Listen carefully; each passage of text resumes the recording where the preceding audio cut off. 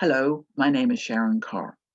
I'm going to share a little of the folklore of hedgehogs with you, as well as tell a traditional tale from Worcestershire called How the Hedgehog Ran the Devil to Death.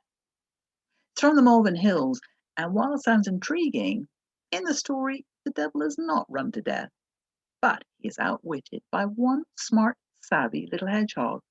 But more of that later, because when you look at the folklore of hedgehogs, you'll find there's a thread of contrariness running through it. If you look in folk tales and legends and myths, the character of the hedgehog on one hand is seen to be open, honest, hardworking, and dependable, lucky, and wise beyond his years. He's also regarded as the keeper of knowledge, of order, and has magical powers. But on the other hand, in some cultures, they believe that hedgehogs were the harbingers of death, that if you lived in Mongolia and you found a hedgehog in your house, bad luck would follow. There was also belief that the character of the hedgehog wasn't quite so open, a bit devious, a bit dishonest, and could never look you in the eye, because the belief was that at night when they're foraging, their eyes and nose was down there, looking at the ground, snuffling around, looking for something to eat, never looking straight ahead, looking where they should be going, looking at you straight in the eye. In the Middle Ages in particular, it was believed that hedgehogs had thieving natures, that they had this insatiable taste for milk. And farmers would say that under the cover of darkness, the hedgehogs would scurry over the fields, find themselves underneath their cows, and suckle the milk from their udders. In Ireland, witches were reputed to have an insatiable taste for milk, and that they would shape shift themselves to the form of a hedgehog so they too could suckle the milk from the udders of the cow. In the 16th century, in 1566 in England, in fact, what happened was that the Parliament slapped a bounty of 3 pence on the head of every hedgehog collected, whether alive or dead. So rampant was that belief that they would thieve the milk from the udders of the cow. And this belief persisted over the centuries, into the 19th century, even into the 20th century. However, in 1912, in the county of Herefordshire, a certain folklorist, a Miss Ella Mary Leather, when she was compiling a book on the folklore of her county, when she came across this belief, well, she pooh-poohed it. She said, it's not true at all. If anything, hedgehogs do not like milk. And one of the telltale signs was if you found blood in the milk of the cow. Previously, farmers and rural workers would have always said that is definitely a sign that the hedgehogs have been there. But Miss Leather said, no way. If you find blood in the milk of a cow, that told you that the cow wasn't well. It was suffering from the chills. And even now, there is a belief that hedgehogs love the taste of milk. That when many of us leave food out for wildlife in our urban gardens, and we know we have hedgehogs, some of us might leave a bowl full of milk under the mistaken belief that hedgehogs love milk. And in actual fact, it's not good for them at all. Well, as we know, hedgehogs these days are very much an endangered species, and you don't really see them so much in the parklands or in our urban gardens, in the countryside. And that too could be said of the devil in the story I'm going to tell you. Because once upon a time, seeing or hearing the devil in the Malvern Hills was quite a frequent sight or fright. You could hear him frequently because it often would be clip, clop, clipping over the ridges of the hills, through the dips, through the hollows, through the woods, because he was always on the lookout for lost souls, the souls of the newly departed, who were caught in that limbo world between the land of the living and just before they were about to start the journey in the afterlife. And if you had a sixth sense, you could see those poor lost souls wafting and weaving their ways through the woods, through the dips and the hollows and over the hills. And when they encountered the devil on one of his many visits to the Malvern Hills, he would grab a few to take home to add to his collection in hell. Well, the devil was very particular about his appearance. And if you saw him, you would note that he would often wear a very slim-fitting, long black coat, almost reaching down to the tips of his hooves. When you looked at his face, you felt that someone had grabbed hold of his chin and had pulled it so long that it ended in a point. And when he smiled, the ends of his lips would curl up into the pockets of his cheeks. His eyes were red-rimmed, and if you were close to the devil, you could smell a faint whiff of sulphur that clung to his figure. If you looked down at the bottom of his coat, you might just see the tip of his tail peeping out. But the devil's pride and joy were his shiny, black patent cloven hoofs, which, on a sunny day, if they caught the sunshine, they would glint brightly. But the devil, one day, was deep in thought. Not about the harvesting of souls on that occasion, but he was thinking of other issues that were much lower than that. And he happened to be walking along the center of a ditch with his back to the wild woods. He was so deep in thought that he didn't see coming towards him, making its journey back home along that little ditch, a little rolling ball of spines, tumbling and rolling towards the devil. This was the form of the tumbling hedgehog, who'd been out the night before, foraging in the hills and in the woods, and now, being the early morning, the one thing on his mind as it was rolling and tumbling home was to get on that bed of soft leaves in the hollow log where he lived in the deep, deep wild woods. So there he was, merrily rolling and tumbling along the center of that ditch, while the devil was walking up towards him. They didn't see each other, and before you know it, they collided. The devil stumbled forward, and the little hedgehog went, ouch! And the devil stopped and looked down, and there by his hooves was that little rolled up ball of spines. Well, curious, he prodded it with the tip of his hoof. Before he knew it, that little hedgehog had unfurled himself in an absolute fury and was looking at the devil with anger and spitting fury in his eyes. And it spoke to the devil. How dare you? You are standing in the center of my ditch. Get out of my way. I want to go home. I am tired. Step aside. But the devil, seeing the spitting fury in those black eyes of that little tumbling hedgehog, oh, he quite liked the taste of it. And he thought to himself, that soul of that feisty little hedgehog, that would be a prize to add to my collection of souls at home in hell. The devil came up with an idea. And he responded to this little spitting ball of spiny fury soothingly, in a flattering way. And he said, oh, my apologies, Hedgehog. So sorry. I did not see where I was going. My mind was elsewhere. But Hedgehog, I can't let you pass. When the hedgehog heard that, oh, this made him even more furious. Why not? He spat. Oh, Hedgehog, don't be so hasty, said the devil, smiling that curious smile where the corners of his lips would curl into the pockets of his cheeks.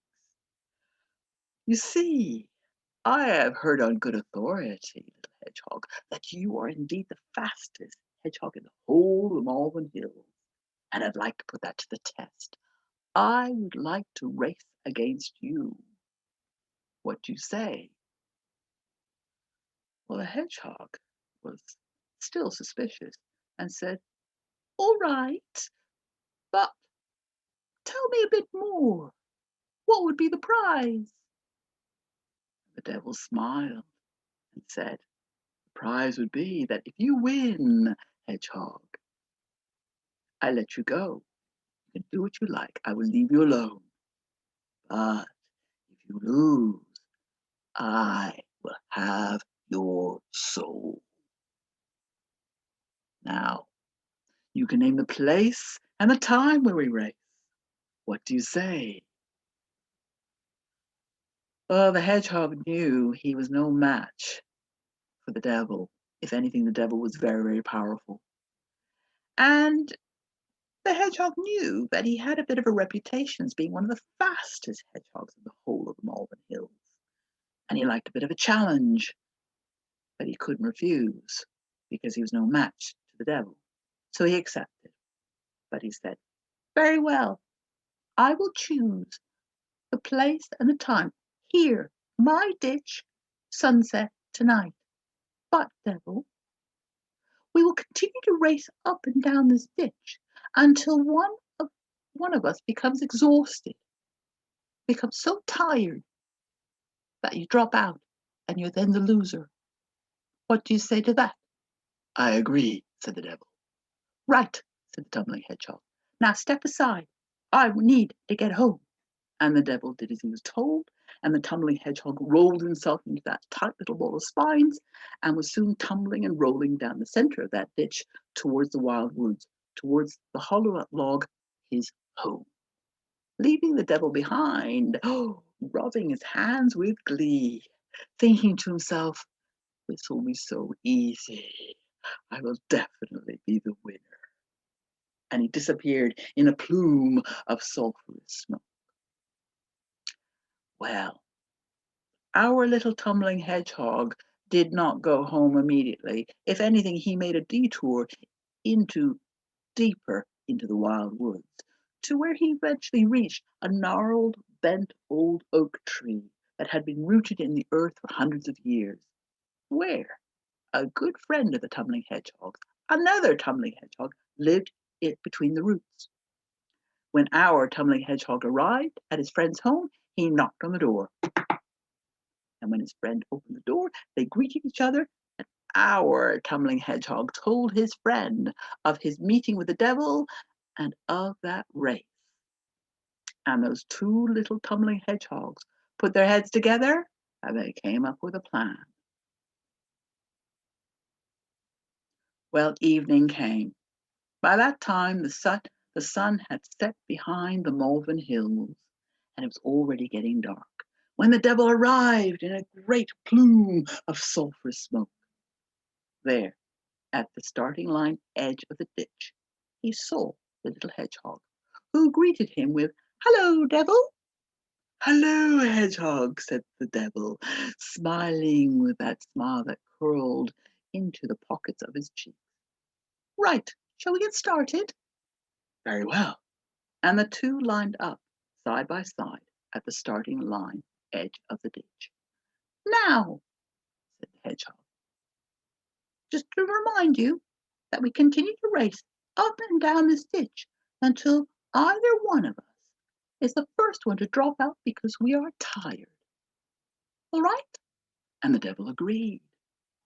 And the hedgehog rolled himself up into that tight little ball of spines and inside said, "All right, devil, ready, steady, go." And he rolled forward, and the devil started to click, clop, click, clop, click, clop, click, clop, down the center of that ditch, down towards the wildwood end of the ditch. As he click-clopped along, he thought, "There's no way that little hedgehog can beat me, for my legs are long." And he went striding, click-clop, click-clop, click-clop, click-clop, until he reached the end of the wildwood's end of the ditch, where, to his surprise, up popped the tumbling hedgehog. "What are you doing here?" But the little hedgehog grinned and said, "Oh, we're having such fun. Let's go again."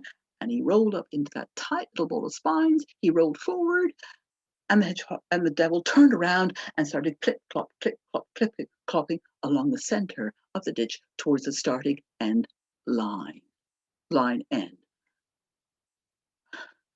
The devil was confused. As he clip clopped along, he couldn't understand why the hedgehog had reached the end before he had.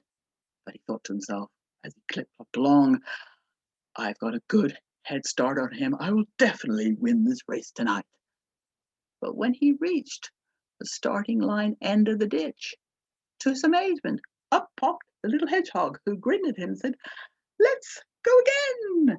And that little hedgehog rolled himself up into that little ball of spines, rolled forward. The devil turned around and he went clip clop, down the center of that ditch to the wild wood end of the ditch, not understanding what had happened. And all night long, that devil went from one side of the ditch to the other end of the ditch, clip clopping along, and each time he reached the end of the ditch, up would pop the little hedgehog and said, "Let's go again." So by the time the sun crept up over the top of the Malvern Hills to light up the land below, the devil had had enough. He was exhausted. He was tired. And as he clip-clopped slowly along towards the end where the wild woods part of the ditch was, up popped the little hedgehog with a bright grin on his face. And he said, "Let's!" And the devil held up his hand and said, "No, no, let's nothing," he said. "I am tired. Tired to the tips of my fingertips. Tired to the tips of my hooves. Hedgehog, you are the winner. You can keep your soul. In fact, I never want to see you again, and I will not be returning here." And with that, the devil disappeared in a plume of sulphurous smoke and was as good as his word. And from that time to this day, there's never ever been the sign of the devil either clip-clopping along in the Malvern Hills or the sight of that long-coated figure with those shiny black painted cloven hooves. For what the devil didn't know was, both those hedgehogs knew that there was no way, as one hedgehog, they could ever beat the devil. Not when the devil had those long, striding legs. So, before the devil had arrived, both hedgehogs had placed themselves at either end of the ditch. While the devil was busy clip-clopping up and down that ditch, the hedgehogs hadn't really moved very far from where they had sat down originally, although they'd made out that they were racing with the devil. They had stayed put, but the devil didn't know that. And just goes to prove that that devil was outwitted by not just really one smart, savvy little hedgehog, but by two smart, savvy, tumbling hedgehogs. And that is the story from the Malvern Hills of how the hedgehog, or I would say how the hedgehogs, ran the devil to death. Not quite. Well, I hope you've enjoyed that. I hope you've learned something from the folklore. I will be back again with some more folklore and another story. But in the meantime, thank you very much for listening.